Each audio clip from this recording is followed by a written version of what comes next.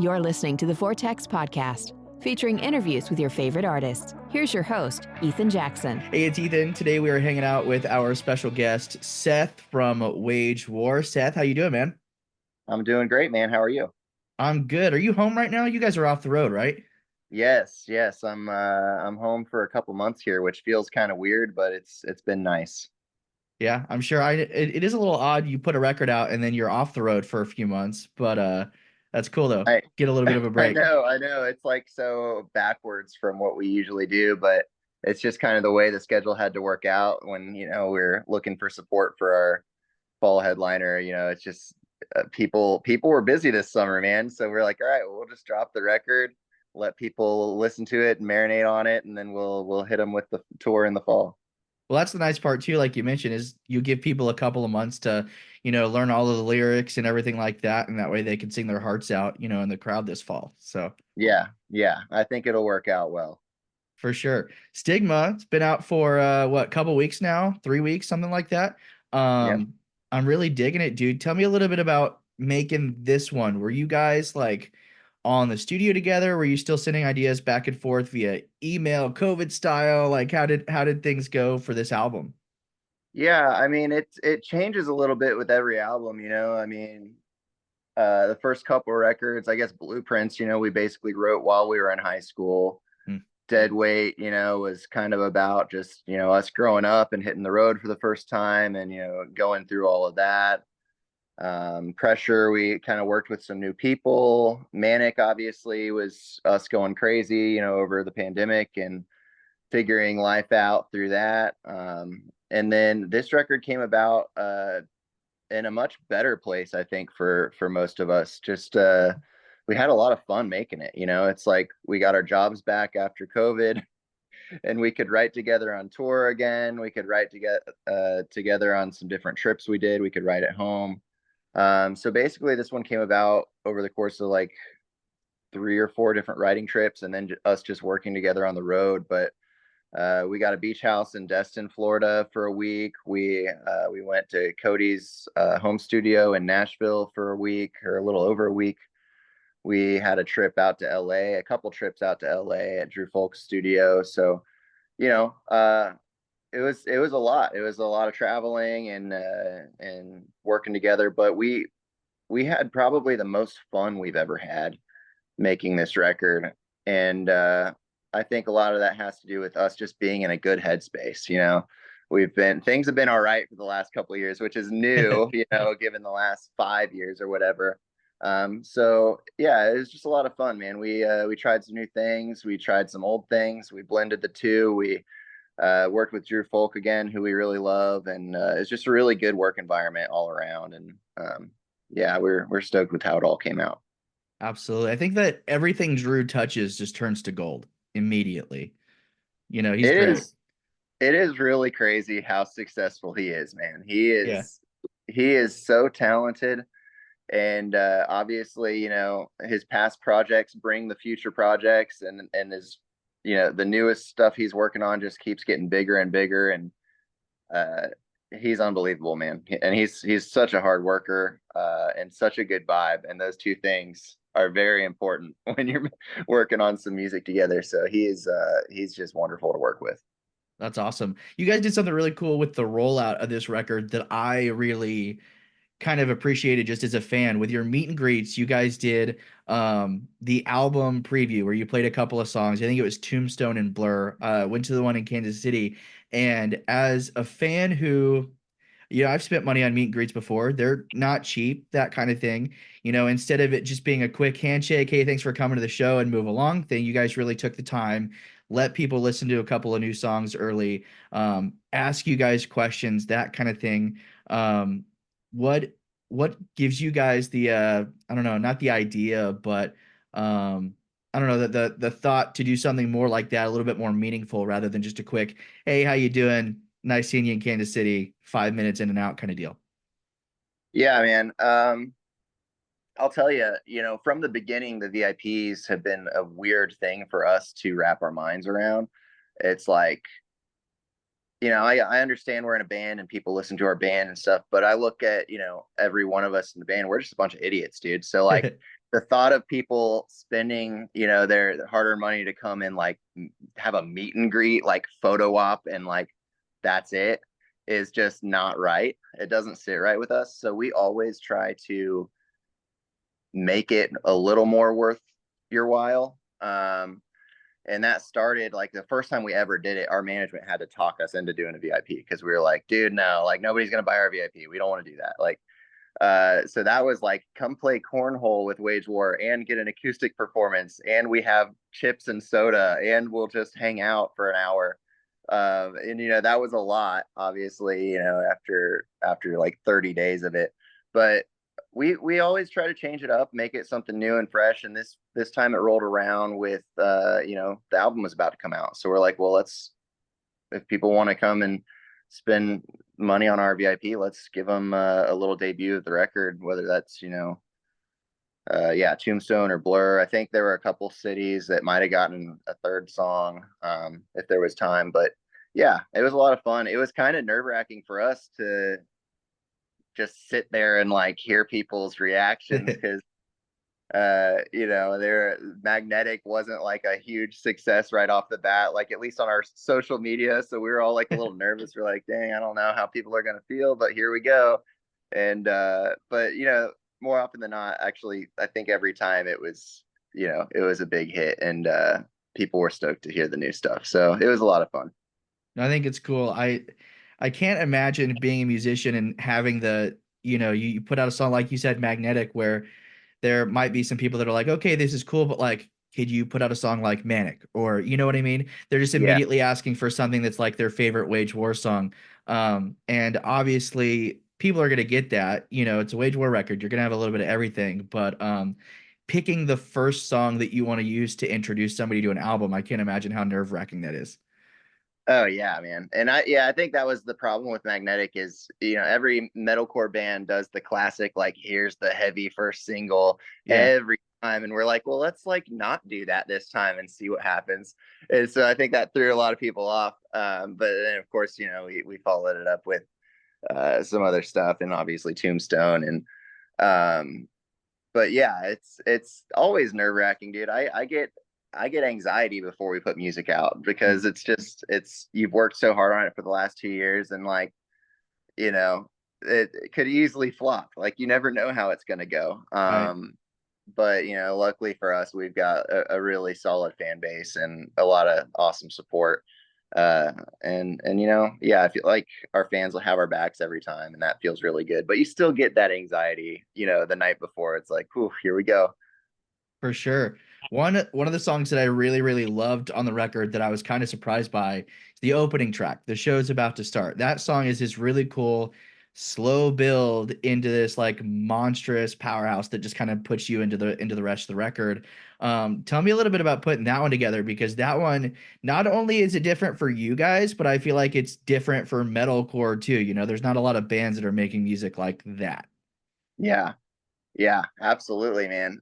So that one came together when we were at Cody's home studio in Nashville. We actually had Drew Folk fly out there as well. And then obviously the band, excuse me. So we were out there, and we decided like at that point in time that we wanted to have an intro track slash song, you know, whatever you want to call it, but something that is like made for that spot on the record. Mhm. And so Drew kind of started just cooking with his production, and he's a wizard with that. And we started coming up with, you know, concepts for lyrics. And I don't remember who said it first, but the idea was just like, what if we just, you know, what if we made a song that we literally opened like the STIGMA tour with, and it's about like going to a show and like getting ready, like the show's about to start, you know. And so as soon as that kind of got out there, we all just started cooking, man. I mean, it came together, I think, in one day. The only thing that existed before we started writing that day was the ending breakdown, Mm. which we've all been in love with for like 2 years, and it's been sitting in our Dropbox, just rotting in our Dropbox, dude. I tried to get that breakdown on Manic, and it like it never worked. It didn't. We couldn't find a place for it. So it was exciting to see that part come back to life, and to put it on the end of that song. and we actually just played what was it, Summerfest a few days ago, and we got to play it for the first time, and it was cool, man. It was very cool. No, it's rad. And lyrically, it really does, like, everybody's been to a show before, and there's a bit of like excitement and anxiety that I think people get at the beginning of a show, specifically in, heavy music, because you don't know quite how wild the crowd might be, how much pushing is going to be, that kind of thing. And I think it does a good job reflecting both the anxiety and the excitement. So I really, really enjoyed that one. But you mentioned the breakdown there at the end of that tune. Correct me if I'm wrong, but the riff at the end of Tombstone you guys had for a little bit as well. Can you tell me about that one? Yeah. So we actually wrote Tombstone on the same trip. And we were going nuts, man. We watched that movie like 4 times while we were, I don't know if you ever seen that old Western Tombstone, Mm-hmm. but we watched it like 4 times while we were writing that song, and we were getting to the end of it, and Britton brought up, because we were kind of like looking like, where do we go from here? And Britton brought up a riff that I wrote like a couple years ago. Um, and it had never been anything more than just like we would sound check with it sometimes, I was somewhere, I think in the States, and we were sound checking. I just kind of like wrote it on the spot, and then Steven started playing with me, and we were like, well, that's kind of cool. And then so we just like sound checked with it for the rest of that tour, and that was about it. And then Britton, the day we were writing Tombstone, he's like, what about Seth's like sound check riff? Like, let's put that on there. And then it didn't really work with like the speed of the song, like the BPMs. So Drew was like, well, what if we just have like this big moment at the end, and then we slow down the tempo of the song, and then the riff hits? And we're like, let's try it. And then sure enough, it sounded insane. So we're like, well, that's gotta be there. But yeah, that was kind of another weird moment where it just kind of all worked out and came together really nicely. And it definitely doesn't always work like that, but it sure did that day. Yeah, it was rad. It's funny you brought up the movie. I don't think all that many people realized the reference until I think somebody, I don't know if it was, one of you guys or such somebody on your social team, but posted the clip, the vocal back and forth with the quote from the movie, and everybody was like, wait a minute, did we miss that? It's been out for 3 weeks and we missed that. That Yeah. kind of, it was funny. Yeah, and it isn't really something you would necessarily notice, especially with like no context or us saying, like we wrote a song about a movie, like that never Right. happened. So yeah, until that big line at the end, obviously, like that's, if you love Tombstone, you're gonna recognize that and probably be like, oh wait, is that what this movie's about, or Yeah. this song is about? So that's fun. Yeah, it is a fun little Easter egg in there. And there's a couple other lyrics that we kind of ripped from the movie, or not ripped, but took inspiration from. And then if you start to look at all the lyrics as a whole, you can see how like the visuals we were getting watching the movie totally inspired, a lot Yeah. of what we're writing that day. So it's a lot of fun, man. We had a blast writing that one. No, it's rad. I love how you guys too um tend to always kind of implement some Florida in your records, right? You've always got Florida in your albums. Um and with this one specifically, you had In My Blood, which of course references the swamp, that kind of thing. I was listening to it again today, and I'm maybe just for the first time I noticed, is there like swamp noise like halfway that there's like some chirping and stuff? Oh yeah. Yeah, Oh that's yeah. what I thought. Okay. Yeah. Yeah, and the breakdown, man, it's crazy. We took samples of like Florida birds, and like I think there's like a low alligator guttural like underneath it all, and like crickets and stuff, and you can just hear. Yeah, it feels like you're absolutely in a swamp at that moment. Yeah, it's super rad. So you guys always seem to have a little bit of a gator reference, some way, somehow. Have they started using one of your songs yet? Dude, not yet, man. I'm wearing a Gators hat right I now. saw that, yeah. They have not. I'm still trying to meet the right people, dude. We got to get one of our songs as like a Florida Gators fight song out there in the swamp. That would be awesome. That'd be badass for sure. If you guys could have, I think I asked one of the guys from Data Remember This a few weeks ago. If you could have a song in a video game, what video game would you want a Wage War song to be featured in? Oh, dude, the what is it? The new GTA, is it 6? That's exactly what Neil said. Yeah. Yeah. Because it's supposed to be based in Florida. I watched the trailer for it and stuff, and I'm like, dude, Yeah. we've got to get like, there's got to be a way where somebody can get in the car and turn on the radio and like In My Blood comes on, or Death Roll, or one of our like Florida songs. That would be amazing. It should be, that soundtrack should be exclusive to like Florida artists.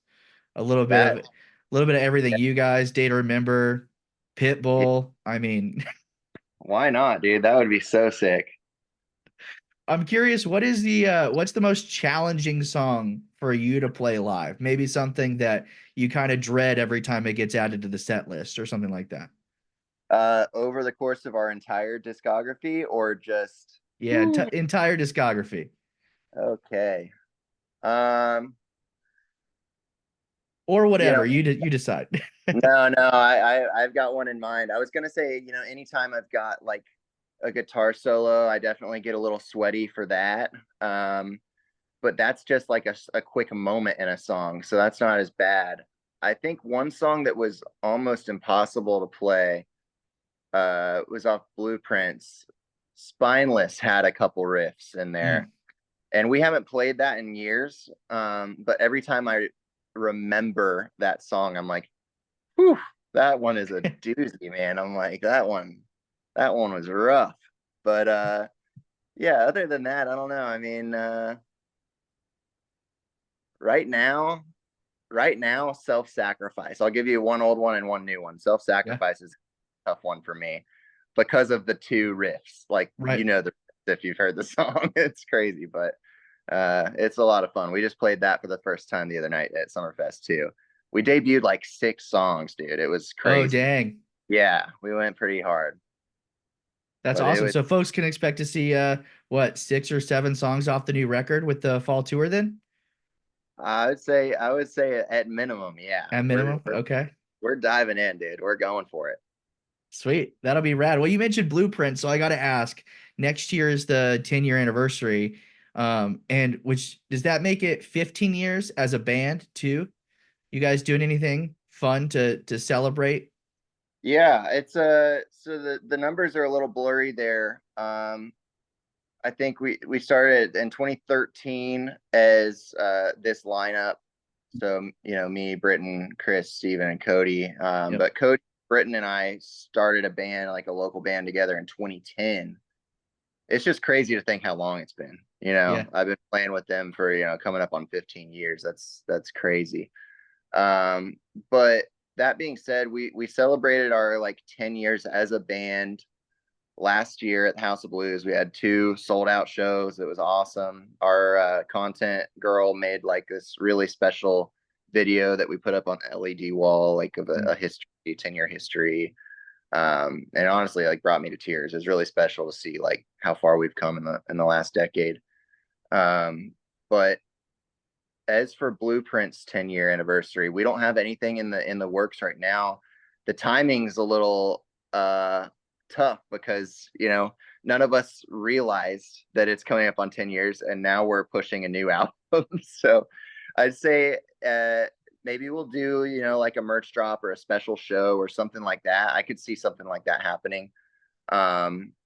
But we got to work on something, I guess, because you're not the first person to tell me it's the Blueprint's 10-year anniversary. Oh, I'm sure. I'm sure.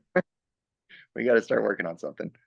Awesome. Well, hey, man, we really appreciate your time today. Thanks so much for hanging out, and looking forward to seeing you on the road this fall. You guys have got what, Era, Throne, and Fame on Fire out with you this fall, right, on the headliner? Correct. Yeah, we're stoked on the lineup, man. It's gonna be an awesome run. No, it's going to be rad. Well, thanks so much, man. We really appreciate it. And if you haven't checked out Wage War's new record yet, Stigma is out now. Be sure to go give it a listen.